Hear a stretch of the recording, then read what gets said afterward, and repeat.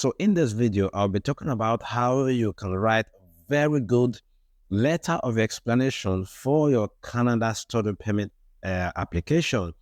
And I'll also try to talk about 5 mistakes that you should avoid in your letter of explanation to make it perfect and look acceptable and very convincing, of course.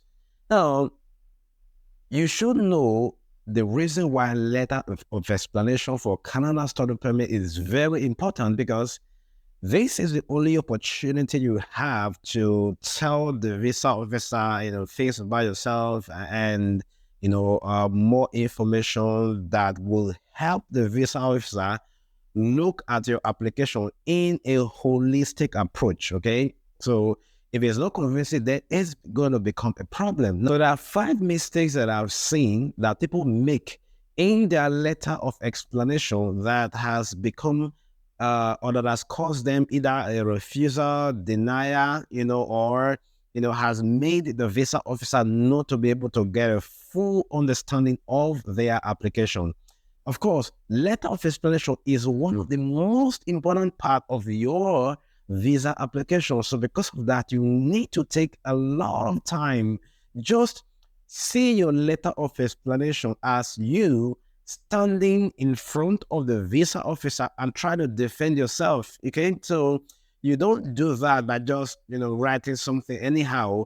You might take you days, even weeks trying to write this letter of explanation. So it should be done the best way. What are some of the 5 mistakes that you should avoid when you are writing your letter of explanation?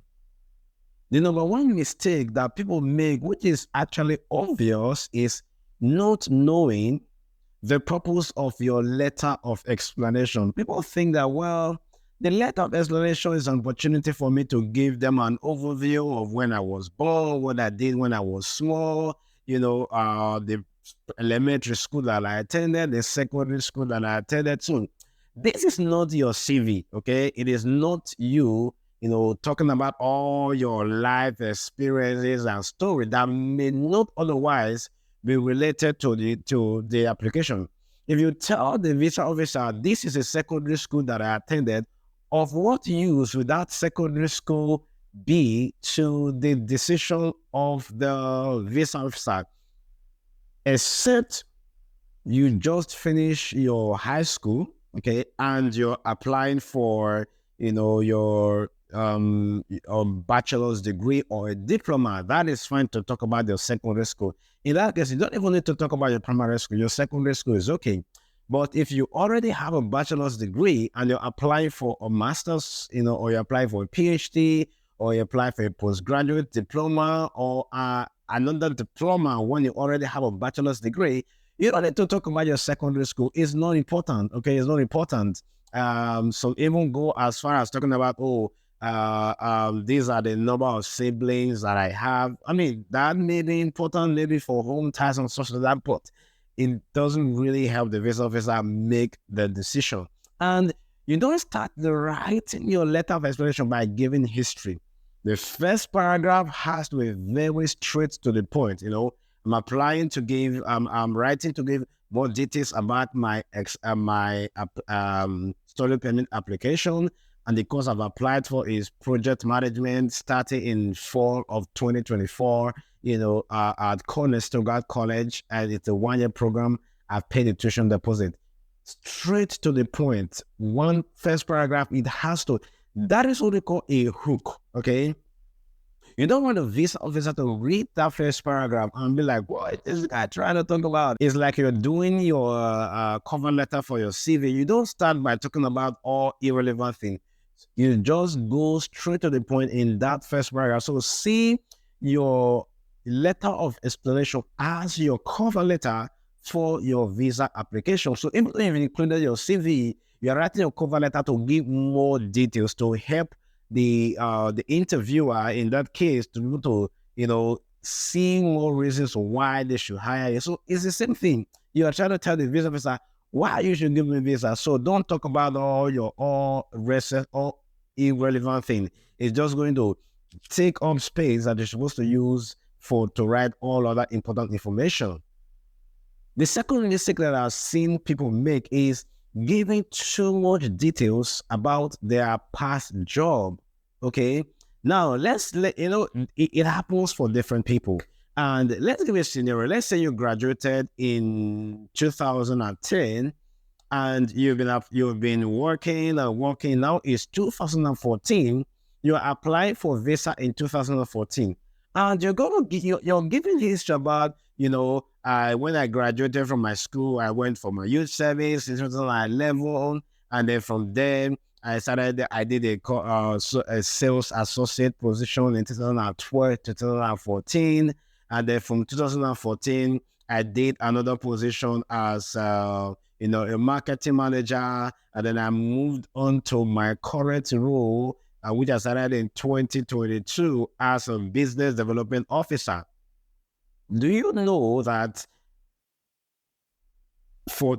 this is my thought, as far as a visa application is concerned, just focus on the last 3 to 5 years of your experience, because whatever you apply for now, or for either master's, PhD, or undergraduate, as the case may be, whatever you apply for now at the, let's say, postgraduate level, or you apply for a diploma, and you already have a bachelor's degree or a higher national diploma, as the case may be, if you graduated 10 years ago, obviously you will not be applying for something that relates to what you studied, except you are still working in that position. So if you graduated 10 years ago and you studied engineering, now you're working as a sales development coordinator in the last 5 years, then when you are applying for a visa, you're going to mention you have a bachelor's degree, of course, but you're not going to be highlighting, things as it relates to whatever you studied. It's not important. It has to be your current experience. So don't everything, more than the last 5 years, just leave them. In fact, I always tell people, just say, I am currently working as, I'm currently working as a business development, coordinator at GradNext Mentorship, GradNext Incorporated. Let me use that, GradNext Incorporated. And in that particular position, I'm responsible for, driving the development of the business, ensuring, getting, new clients, for those that want to get visa application and admission. Of course, my business development officer will help, to work with you to get connected with me. And there's going to be a link in the description if you want to have one-on-one conversation with me. Check the link in my description. Just fill out the there's going to be a form and other things. Check it out, and then someone will be in touch with you to give you guide in terms of one-on-one mentorship, and also reviewing your letter of explanation as well, to make sure that you have done it the best way. Now back to business. So please don't write it in your letter of explanation that GradNext, the business development officer at GradNext Incorporated, is one linking you to GradNext. That's just bad side. So talk about something current, or if you just want to stretch, if you've moved maybe jobs in the last 2 years, you can just say, prior to this, I worked as a sales manager in social company. That's about it. Okay, so don't give too much details. I've seen people saying in my last job where I worked as a sales coordinator, and that is probably like about 10 years ago. I was responsible for driving sales and driving days and drive. What are you driving? Why are you driving to? Come on, just relax. Okay, just relax. So just leave all those past experience. Focus on the recent, at least the last 2 jobs, if it's in the last 5 years, and just talk about that. Okay, that will help the visa officer get you introduced to what you're currently the course you apply for. If you're just fresh out of university and you don't have a job yet, you can talk about your university. And if you just finished your youth service, you can also talk about that, because now it's probably been in the last 3 to 5 years of a study. It's okay to talk about all of those things. So it matters how you build your story. Don't get them confused and talking about irrelevant things.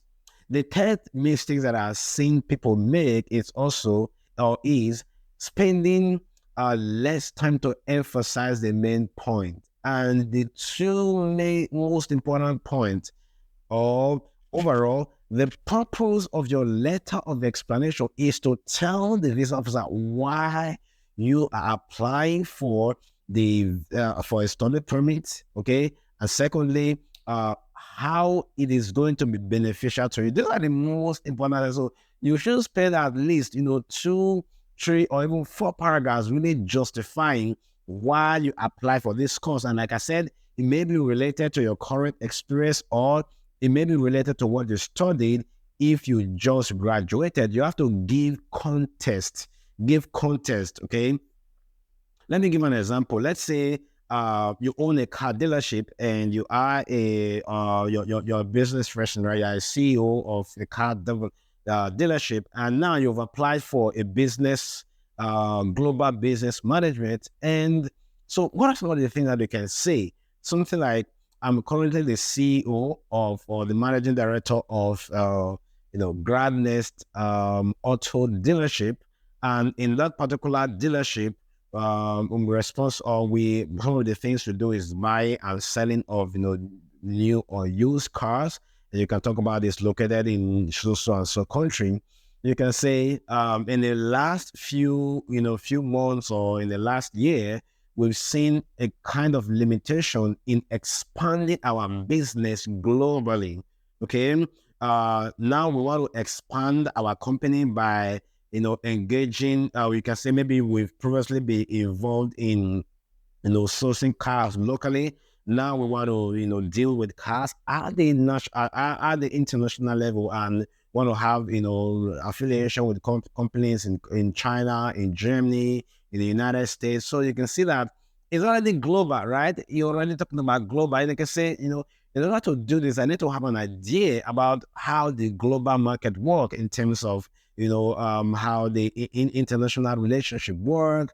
I want to learn more about negotiation. I want to learn more about finances, international finance, and stuff like that. See, as you're doing that, the visa officer, I believe they'll be like, yeah, this guy really know what they are talking about, okay?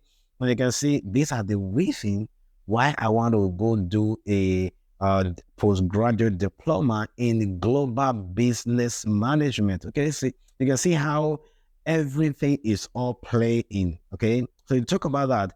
And then, like I've already mentioned, talk about the challenges that you have in your business or whatever that necessitate this. You can also talk about how your experience in your current job or in your current business is going to prepare you for the course. How do you see that? You can say, having this car dealership now for about 3 to 4 years has given me more understanding. I've learned more about communication skills. I've learned more about I've learned a few things about finances and all that. So you can say this will help me to be able to adjust effectively in courses. Like, you can now measure a few of the courses that you're going to do in the program. This will help me to adjust where in financial management course I'll be taking in the second semester, or this course I'll be taking in first semester. It will help me to learn about marketing. I'll be taking in first semester. You see what you're doing? You're now telling the visa officer that you don't haven't just gotten admission. You know exactly the courses that you're going to do, and this it is very important, right? Talk about the courses that you're going to do, and you can hammer on specific courses and all that. And if you actually know the professors that will be offering the course, this is not compulsory, but if you know and say, this course I'll be taken by professor or doctor so and so, I'm really looking forward to that. And then talk about why you chose the college, right? I chose this college because of this. And then why you chose Canada. Canada is a mountain, it's a company, it's a country, not a company, okay? Canada is a country, that, welcomes international students, have one of the best educations in the world. So talk about all of those things. And the number 4 thing is, mistake that I've seen people make is not clarify issues as regarding their finances, okay? If you have lump sum, in fact, you should dedicate a paragraph to talk about your finances, who is sponsoring you, where the money is coming from, how much is the total amount in your local currency, and you can just put the Canadian dollars equivalent, okay? If there are gray areas in your letter of explanation, things that they were lump sum, there were somebody sent you money, you can just mention this a little bit. See, don't try to hide anything.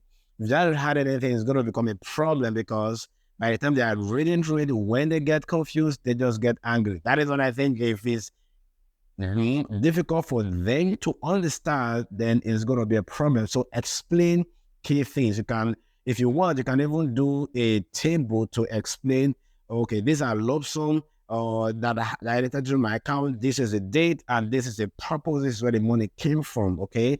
And they provide evidence for all of those things. Very important to give clarification. The last mistake that I say people also do is not giving concrete plan in terms of what they want to do when they get back home. Okay, this is very important. I would say give about two to three paragraphs to expatiate on this. Say, upon returning,